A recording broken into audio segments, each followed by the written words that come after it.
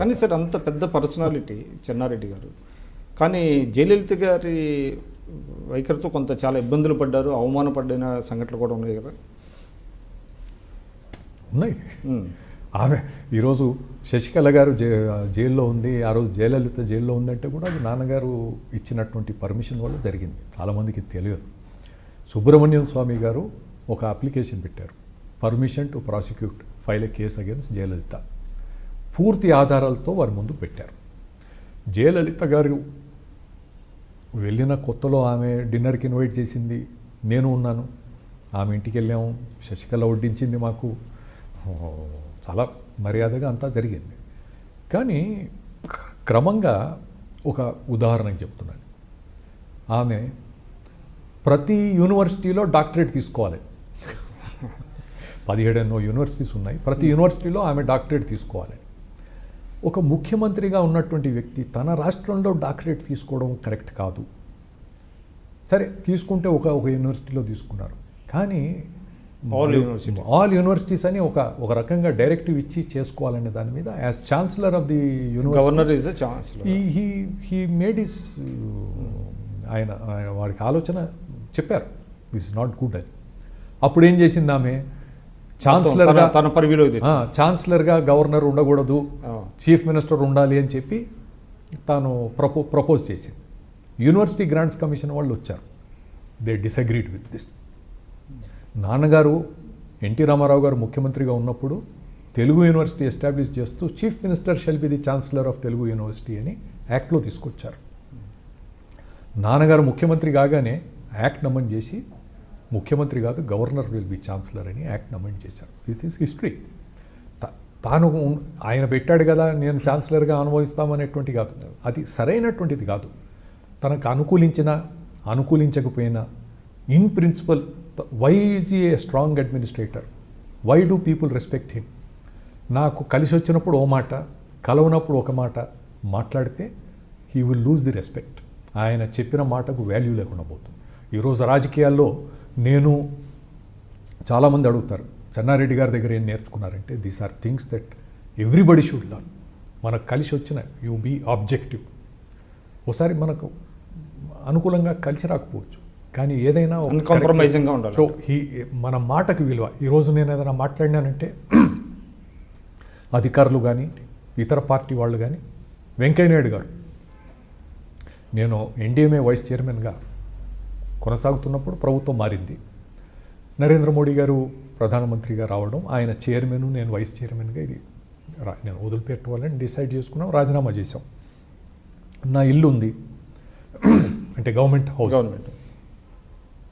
కొంత వ్యవధి నేను ఉండడానికి కావాలని చెప్పి వెంకయ్యనాయుడు గారు అర్బన్ డెవలప్మెంట్ మినిస్టర్, ఆయన కలవడానికి పోతే ఆయన నాతో చెప్పింది ఏమిటంటే I have the greatest respect and regard for you అని వెంకయ్యనాయుడు గారు నాకు చెప్పారు. అంటే వి ట్రై టు మెయింటైన్ ఇలాంటి చిన్న కార్డియల్ రిలేషన్షిప్ కాదు, ఆ వాల్యూస్ మనల్ని ప్రజలు గమనిస్తుంటారు. మనం చెప్పే మాటలు చేసే చేతలు everything is under deep scrutiny అనేటువంటిది ఆలోచన చేయకుండా మనం అనుకుంటే ప్రజల్ని మన అంత తెలివి తక్కువ వాళ్ళు ఇంకోరు కాదు. ఎవ్రీ స్మాల్ థింగ్ నేను తిరుగుతున్నప్పుడు నా గురించి కొన్ని ప్రస్తావన, నాన్నగారి గురించి ప్రస్తావన ఇప్పటికీ చేస్తుంటే నాకే ఆశ్చర్యం కలుగుతుంది. అంటే కొన్ని మర్చిపోయినటువంటి విషయాలు కూడా వారు గుర్తుపెట్టుకొని, సార్ మీరు అప్పుడు ఇట్లా అన్నారు ఇది అన్నారు అని చెప్పి. So people are very very clever. అవన్నీ ఉంటాయి, అన్నీ గమనిస్తాం, తప్పకుండా గమనిస్తారు. సార్ ఇంకోటి సార్, చెన్నారెడ్డి గారికి సత్యసాయి బాబా గారు అంటే చాలా ఆయన డివోటీ అనుకుంటా, ఏంటి వారితో అనుబంధం?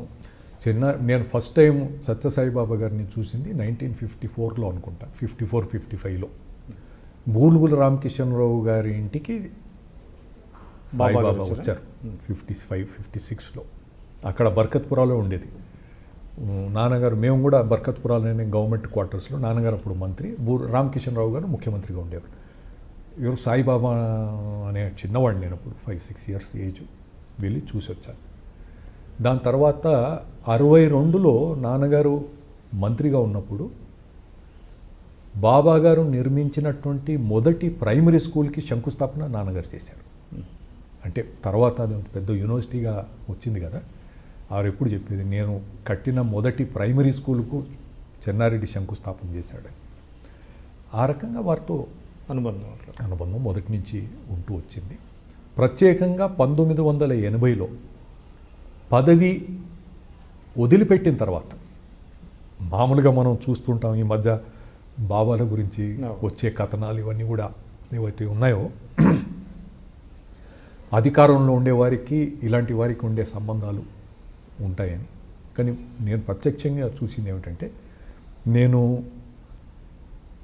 నాకు చిన్న ఆపరేషన్ కానీ నేను అమెరికా వెళ్ళాల్సి వచ్చింది 80లో. నేను వెళ్ళిన తర్వాత నాన్నగారు పదవి పోయింది. తిరిగి వచ్చేసరికి నాన్నగారు పుట్టపర్తిలో ఉన్నారు.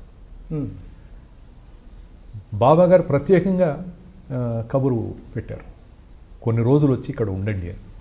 నేను అమెరికా నుంచి డైరెక్ట్ తిరిగి వచ్చిన తర్వాత కలవడానికి డైరెక్ట్గా వెళ్ళింది పుట్టపర్తి. అంటే పదవిలో ఉన్నప్పుడు దగ్గరగా వచ్చినటువంటి అనుబంధం కాదు, పదవిలో లేనప్పుడు ప్రత్యేకంగా వచ్చి ఉండమని ఆ రకంగా వారికి ఉండింది. వారు నిర్మాణం ఒకసారి మెడికల్ కాలేజ్ పెట్టాలి చెన్నారెడ్డి అని అనుకుంటే, కాలేజీ పెట్టకండి బాబా, హాస్పిటల్ పెట్టండి అని చెప్పి సలహా ఇచ్చింది వారు. వారిని కారులో తీసుకెళ్ళి మొత్తం చూపించేవారు, ఇది మంది అంత క్లోజ్గా ఉండేవారు. ఒకసారి ముఖ్యమంత్రిగా ఉన్నప్పుడు కలిసి తిరిగి వెళ్ళిపోవాలి. ఆ రోజు వెళ్ళిపోయే టైంకి ఏమైందంటే, అరే చెప్పకుండా అంటే హెలికాప్టర్ టైంలో వెళ్ళిపోవాలి చీకటి పడకముందు. మదర్ అనుకున్నారు, ఇంకా మేము చెప్పలేదు కదా అని బాధపడుతూ ఏడుస్తున్నారు. అరే చెప్పకుండా పోవాల్సి వస్తుంది అనే ఫీలింగ్తో కొంతసేపటికి బాబాని వచ్చి, లక్షల మంది నా కొరకు వస్తారు సావిత్రమ్మ, నేను నీ కొరకు వచ్చాను అని. అంటే ఆ రకమైనటువంటి క్లోజ్నెస్ ఆనాటి నుంచి. మీరు చూస్తున్నారు ఐ డ్రీమ్ న్యూస్ని. మీరు చూస్తున్నది ఐ డ్రీమ్ న్యూస్. అంటే కళలని నిజం చేస్తూ ప్రజలకి నిజాలని కళల ద్వారా తీసుకొచ్చే ఐ డ్రీమ్కి మై బెస్ట్ విషెస్. మీరు చూస్తున్నది ఐ డ్రీమ్ న్యూస్. మీరు చూస్తున్నారు I dream channel. For more videos, please subscribe I Dream. మరిన్ని వీడియోల కోసం ఐ డ్రీమ్ని సబ్స్క్రైబ్ చేయండి. Please subscribe I dream. And I'm very much satisfied with the way interview went on. Kindly subscribe to I Dream. For more videos, subscribe to iDream. And loads of fun entertainment and content. Do watch I Dream.